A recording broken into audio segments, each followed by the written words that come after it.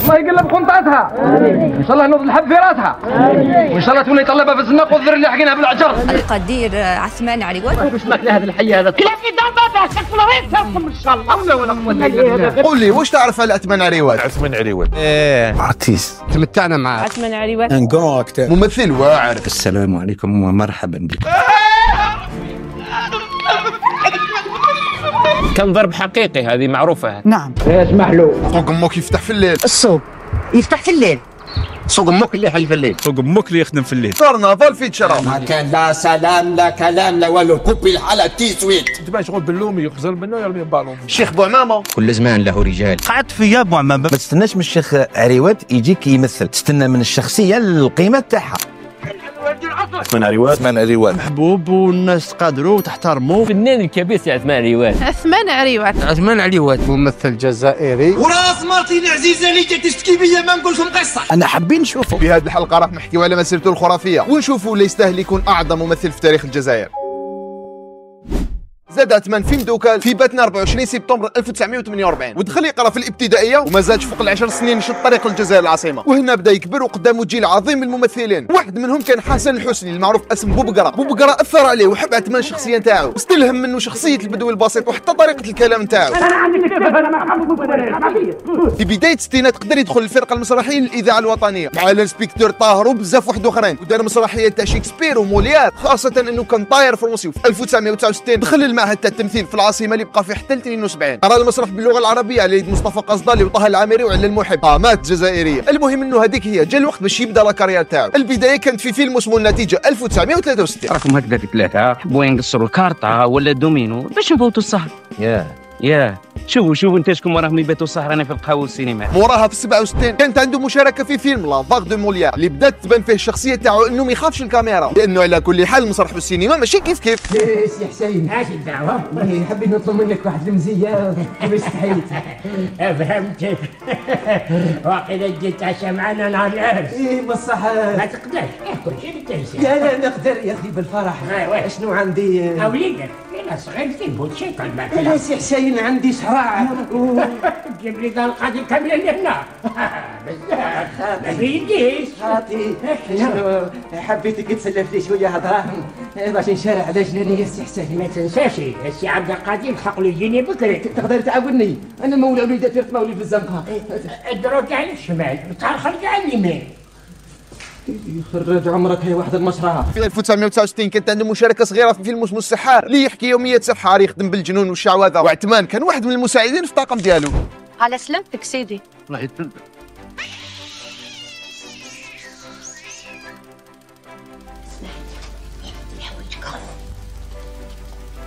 مع انه ما بانش فيه كيما يليق الحال، ولكن بدا يحط رجل في الميدان. الفيلم اللي موراه في نفس العام تحت اسم بارفو اي بوفو. مال انت شريت كبش؟ مالو شريت. والكبش هذا كيفاه داير؟ كيما جميع الناس. وصفوا لنا سيدي وصفوا لنا. نصفوا لك؟ ايه الله يبارك. صوف وربع رجلين ويقول في 71 كان في فيلم اسمه ارشم يلعب فيه دور مدير يسير في المؤسسه ديالو. عندي ملاحظه. وشنو هي؟ باش ما تجيش تخدم بعثت لنا ورقه طبيب بلي راك مريض، اما باش تحوس على فايتك الخاصه جيت تجري بواحد القوه مدهشه. لا يا سي المدير راني مريض، شوف الحمى اللي راه يتحرك فيا. مالا كيفاش راك تمشي؟ بزاف والطمع. 1972 وقف فوق خشبة المسرح مع الانسبكتور طاهر ولا بارانتي، سكات سماوه لو مور فيفون ولا الميت حي، واللي ابدع فيه خصوصا انه راهو مع وحوش في التمثيل باطره في الكوميديا. راني نقول لك البارح الصباح رحت لدار المين باه نخرج النقله نتاعي، قالوا لي راك مجرد في الروشيستر نتاع الناس اللي بك. والعوض اللي يعطيني كارت زياده عطاني كارت وفاه. هذه واو ود انت عمرك ما نفس. بعد مده قصيره وبعد ما لاقى استحسان من الجمهور عاود حضر في سكاتش واحد اخر تحت اسم البقره. انا تحلف براس مرتك وتكون غير الصح. وراس مرتي العزيزه اللي جات تشتكي بيا ما نقول لكم قصه. المراه بتاعك راهي تقول باللي عندها 6 شهور وهي تعلم فيك راهي تعلم تقرا، ما حبيتش تعلم. علاش؟ ماشي هكذاك اصاحبي، انا راجل تعبان نجي من الخدمه. ايوه نحب غير نتعشى نرقد، هي الليل كامل تهضر لي في وذنيه. يا ليل ما ينقض شيء الباع وحده من تحت. يا ليل ما ينقض شيء الباع وحده من تحت. المراه راهي تقول راهي كيريحوا ما تغسلهمش. علاش؟ هذه سواسوا هذه حط يلا على ديتاش ما تشريش حبكيه تاع ليمون تغسلهم. على خاطر كل ما نجي نغسلهم نلقى الماء مقطوع. في فيلم لا نيجليجونس ولا الاهمال اللي خرج في 73 لعب عثمان دور سبيسيال اللي هو بكل بساطه فوايو مع جماعته يسرقوا متمردين على المجتمع. هي كانه هنا حب يقول كاع الناس انه نقدر نأدي اي دور حبيتوه. اسمع زيد كمل العيب وطني خفوا خاف معاه خف انا نستناوك ماشي هنا كيف مرة قلت لكم ماشي هنا. في نفس العام كان في فيلم اسمه شعبيه يبان فيه كخدام في ميدان الفلاحه ويديروا له المشاكل ويديرونجيو. راح تشوفي ذاك المكره قطعوا لي الدنا نتاعي تاع الماء. البارح صحيح شفت نسيبك من مختار يدور هنا. حمد صح سيدي. يا خدام وتسقى كيما كان تدخلونا بالشر والعطش. ما كفاكمش المال الحرامي اللي لميتوه على اطهر الفلاحين.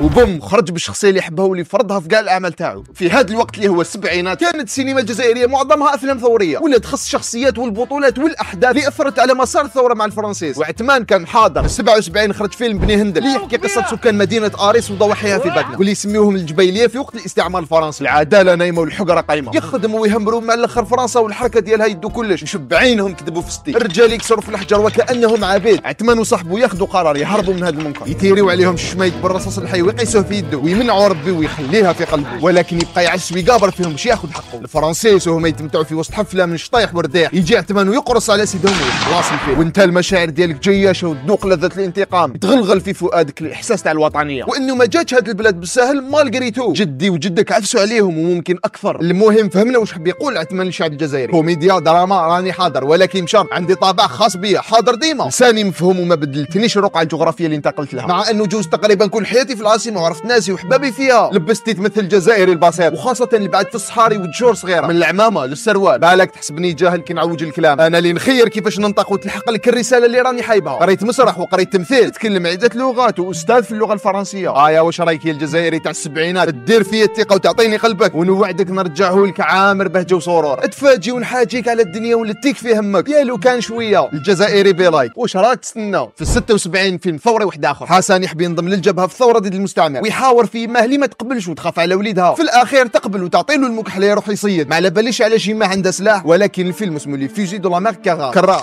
انا خليك تروح. نروح اذا تحتاجي سليمان انا ما تحتاجينيش. نحتاجونا كلهم مش غير السيادة بقى. انا حبيت شرب تخلي شرب وانا حبيت نخليك تروح تصيد روح ودي حتى اللوكا تاع بيبان. يا وليدي يا وليدي ما تبع يمك يسري ساعتك. يا وليدي ما تبع يمك.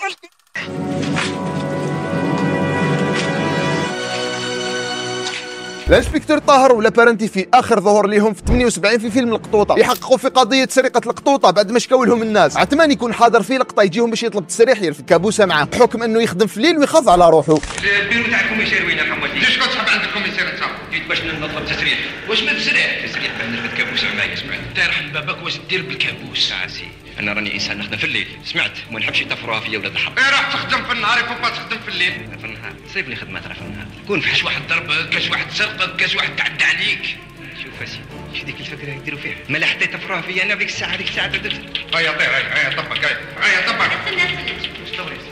انت كي جيت تطلب تسريح عندك كابوس؟ وكان ما عنديش كابوس لا نجي نطلب في التسريحه. وراه هنا عندك. يا وريت شوف منين جاتك الكابوس هذه صح؟ علاش تحوست مش كان كابوس هي يسرحونا عطونا التسريح وخلونا نروح على روحنا يلا. اسمع قال منين جاتك منين جاتك؟ هذه راهي قديمه ياسر عندي مستحفظ عليها سمعت من وقت الثوره هي عندي.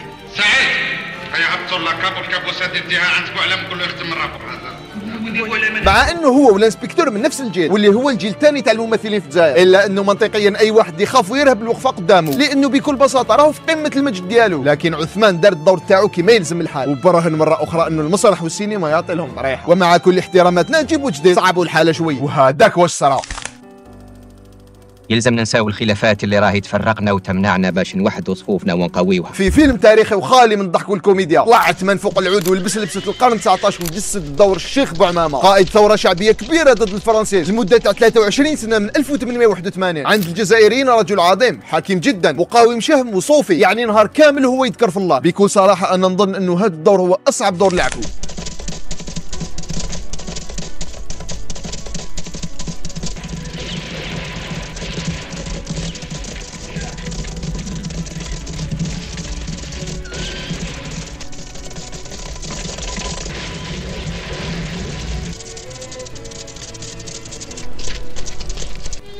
لا حول ولا قوة إلا بالله العلي العظيم. استغفر الله العظيم ونتوب اليه. فيلم الشيخ بوعمام خدا الميداليه الذهبيه في الاتحاد السوفيتي سابقا، اعتراف عالمي كاشيلو بالعظمه. يا اخي نتفاهموا انه الكوميديا حاجه والدراما التاريخيه حاجه وحده اخرى، بزاف ممثلين كبار ما نجموش ينجحوا فيهم الزوج، ولكن عثمان الوفي لفنه ووطنه قدر يغلق وجهه ويرسم ملامح الجد والبطوله، وانت تتفرج في الفيلم ما تستناش يضحكك ولا ويقنعك بتمثيله. هو يحب بزاف هذه الادوار اللي تحكي على الجزائر والجزائريين، ومن جهه وحده اخرى يحب التحدي. هذا هو الفن ولا ما خيبنيش ظني. يا سي عثمان تاع شويه ضحك ولا لا يا ودي بزاف ضحك راه جاي. بعد الشيخ بوعمامه تاع 85 راح يرجع في 88 في فيلم تحت اسم طبيب القريه. السي عيسى في قريه صغيره مازال تصدق بالسحر وتداوي به كلش. هذا عوايد الزمان. يجيه خبر انه جابوا طبيب للقريه، والشي هذا اللي يخليه يطير فيهم. كيفاش قدروا يسمحوا في الشعوذه ويجيبوا طبيب وبزياده مراه؟ والطبيب هذا هي مراه. ايوه الخبر هذا مراه طبيبه، وعلاش لا يا راجل لا سيدي وشني هذا؟ واش دير طبيبه هنا؟ واش نديروا بها؟ دائما في القايله لاحقني هكا. ديك النهار جاوني للدار اللي طبطبوا عليا دوك جاي لنتاع ما يديرولناش يخربوا زنزل الناس. عيب خلينا سيدي عندنا واس تاعنا، عندنا قزانين وعندنا مرابطين وعندنا البنادر وعندنا الحنه وعندنا الخيوط وعندنا نضربوا الخفيف والحنه، نخلي هذا الشيء كله ونجي نتبع الطبيبه تاعك. يبدا يضرب ويدير كاع واش يقدر باش يحاوزها، يوصي مرته ما تداويش عندها ولا لا زهره بالحنه تفري كلش. راني معك تداوي روحك عندك المراه سمعتي. يحاول يقنع اصحاب الشراء انه ما يليقش. ما نحتاجهم بس يدخلوا في عقول لسانا واولادنا عقليات شينا معرجه فربيات. لازم علينا نطلبوا يرسلوا لنا طبيب نتاع الصح، طبيب كدري هذا هو. يا ولدي ما يخليهاش ويشبع لها دعوي الشر. الله يهون الناسها، الله يريب ساسها، الله يقلب قنطاتها، ان شاء الله ينوض الحب في راسها، وان شاء الله تولي طلبها في الزناق والذر اللي حقينها بالعجر. الله يربطها على الضنايا والزواج ان شاء الله. هرون المشاهد اللي كان فيهم عثمان معروفين مليح. ندق الروث البق ال50 بوسكسيك، هد الذيب على الرعيان جاب الكرشه والمصران، الهنجي والبنجي طياره العسليه في الزيت والكرويه حب القراع يتفرقع. اي واحد حيد وزلز بيدو درا ودرا انما قرقش 10 يا رواناته. عثمان عريوت كان اول حاضرين في الميمز. قبل الميمز تلقى في اليوتيوب شاهد ردة فعل عثمان عريوت على فلان وفلان. دق الروس البق ال50 بوسكسيك، هد الذيب على الرعيان جاب الكرشه والمصران، واحد حيد وثلث بيدو درا ودرا انما قرقش 10. المهم بنته تمرض ويحاول يداويها بالبخور والجاوي والسحور، واللي بالتاكيد ما تبراش من درها، ولكن يبقى متمسك برايو لانه جاهل ومتعصب ضد العلم وشايفه خرطه على عكس الخرافات اللي ورثهم من جدوده. يا لا خيره يا اخي طفله راهي مرضت بالاربعه وضربوا هذوك الناس. يا سيدي ما سلكوهاش ولا واش؟ ولا راني ندير لكم ان شاء الله ندير لكم عتروس اكحل قصعه انت عايش حاره بالفرماس نجيبها لكم ما فيها شك. قدروا مع الاخر يدخلوا له للدار وبالتخبيه تعطي طبيبه لمرته الدواء. اعطيها الدواء شربي لها 4 مرات في النهار. صح لكن ردي بالك راجلي يسمع بالخبر غير ما تخافيش ما يسمع والو. يدوا لها لبنتها وتبرا والحمد لله. السي عيسى في باله برات بالبركه تاع القزانه وتواجهوا مرته بالحقيقه وزعف بزاف، ومع الاخر استعرف بالغلطه تاعو، وكانت رساله واضحه حب يلحقها هي انه لازم نتخلاو على هذه الافكار الجاهليه ونبداو نداويو العقليات. هذا الفيلم خرج في 88 وين كانت الناس ما زالت تامن بهذا الخرطي خاصه خارج المدن الكبرى، وعثمان مره اخرى يعطي رساله للمجتمع ويزيد خطوه للقدام. في 89 راح يحضر في 2 افلام دراميه في ادوار ثانويه، الاول فوري واسمه الاختيار لو شوا.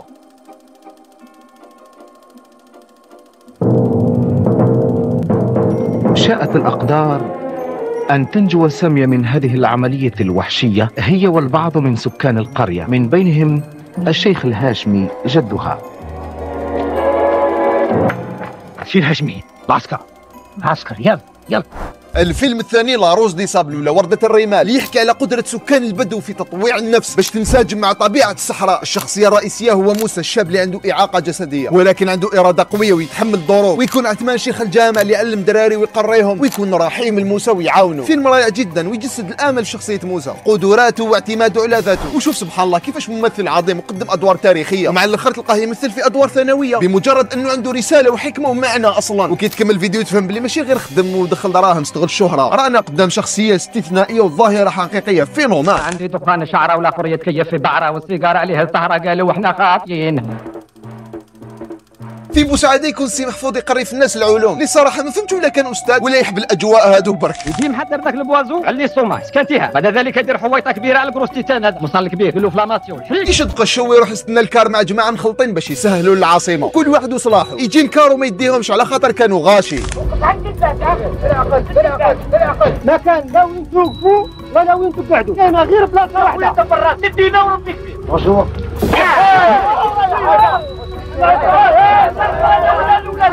على الفوضى. وين؟ ساكت روح انت بالله روح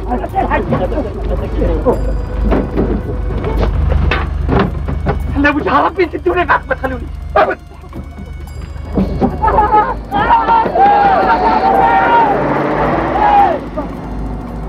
واش يديروا راحوا دبروا طاكسيه كلونديستا يتفاهموا معها للسومه ويركبوا تعطيوني كل واحد منكم 20,000 فرنك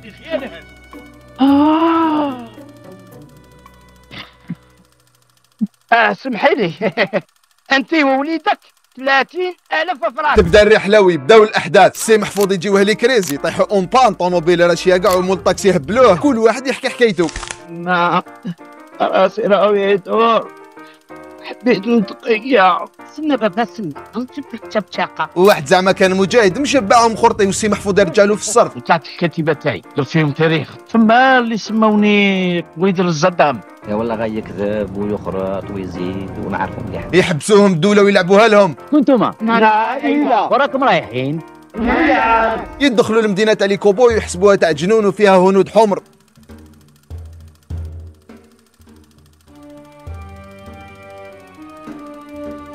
عرفتو هذا سير في عام 37 شفت واحد يشبه له. راني ثابت عام الديبارك ما تاع السرقان. اسكت علينا اسكت. الشيخ ويدر وقيلات عنده الحق. هادو ما يكونوا غير من دوك الناس. اذا جاو يتحدثوا معنا نديروا روحنا ما على بالنا بولو. هذي العبوها سيريو. عرفت راه يقول قال لك الفون نديروا الشانجمون نعطيكم مارتيري شطراب تعطوني الحاجه. هي يرميوهم في الحبس ويهربوا منه. يوا يا راه زو ثانك يو زو فيري ماش. اسمع انت ما تسكتش.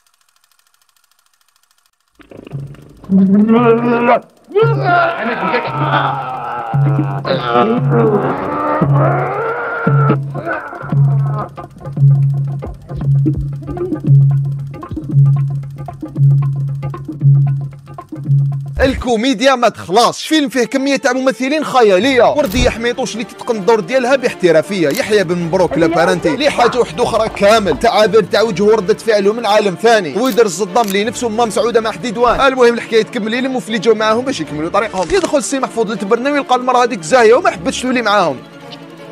السي محفوظ وفي الروف الطاكسي راه يستنى فيه. وين نروح معاك؟ نروح ديالنا سبحان الله وبحمده. نخلي هاد الحطه في الشطيح في الرديح في الويسكي الخبطه ونجي معاكم للغمه. اجل على الشيطان طيشين ولا كيفاش؟ وليدي ذاك المهبول قولوه. Hey, Johnny's coming. He's gonna kill all of you. ويدخل واحد داير لهم السيطره كيما في هوليوود. شاف السي محفوظ وحب يتضارب معاه في جو مضحك جدا. كي تشوف ردة فعله اللي فيها مزيج من الخوف والتهديدات. قاطيني حشمنا ما حبيتش تحشم على روحك. خفنا ما حبيتش تحشم. شهدنا ما حبيتش تحشم. قلتوا ها شنو بدك السب وانت قاعد تسمع. مع الاخر يخرج لهم المخرج من اللور ويقول لهم راح تجوزوا في التلفزيون لا كاميرا كاشي. المهم يكملوا الرحله ويكملوا الاحداث. يعاودوا يحبسوهم لابوليس. قالت لهم كان اللي عنده يخلص واللي ما عندوش الله يسمح. رانا جايبين معنا واحد الولد مدين ولا السبيطار. الله لا يوصلك الى وليدي ما قلت يا سيدي البوليسيه لنا لا تعملش هذا وتشد الورا. جابنا فلوس هذا وجابنا بالدراهم كيما تنصبون خليك 26,000 وانا ووليدي جابنا بالكيلو 35,000 واحد. تحيلوا فاطمه وكان مع الاخر كاع لقاو السي محفوظ في السبيطار يقري في العلوم ما باليش كيفاش. السي محفوظ راه يعالج في المستشفى لكن ما تبدلش وبقى السي محفوظ درويش.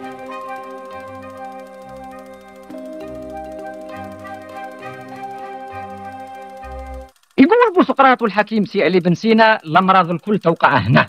القرجومه بالفصحى البلقم بالفرنسيس فرانكس. الرقدة تاع مور العصر كي ديرها في فيلم. الفن خويا العزيز بالنسبه لي رايي الشخصي هذا هو افضل فيلم لعثمان عريوان لانه ضحكني. في 92 شارك في فيلم الخبزه اللي حكايته تدور على الطبقه التحتانيه كامل من المجتمع الجزائري. دراري تما يقاسيو مع الدنيا ويتقاسموا همومهم ويونسوا بعضاهم ويتمناو غدوه خير. في مشهد يشوفوا الدخان طالع يجريو له وجازوا على عثمان خلعوه وهما رايحين للمخبز تاع بعروره راهو يطيب في الخبز. واش راح صاير؟ ناس القيامه ولا واش؟ لا كاين الخبز عند بعروره. خبز عند بعروره.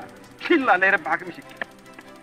عثمان اللي حاله ماشي خير منهم. ناقم من الدنيا والاوضاع ويهضر مع الكلبه ديالو يخاطبها كانسان ويواسي روحه. تخلطت وتجلط غلطت وطلع خزها فوق ماها. اعرف رياض من غير مرتبه هما سباب خلاها. الدراري هادوك يسرقوا خبزه فرحانين ياكلوا فيها وتعاود تولي الكاميرا العثمان اللي مازالوا يحكي مع الكلبه ديالو ويجي واحد متشرد يتالبو ويلعب له على المورال. عودي جراي يا حبيبو عودي جراي.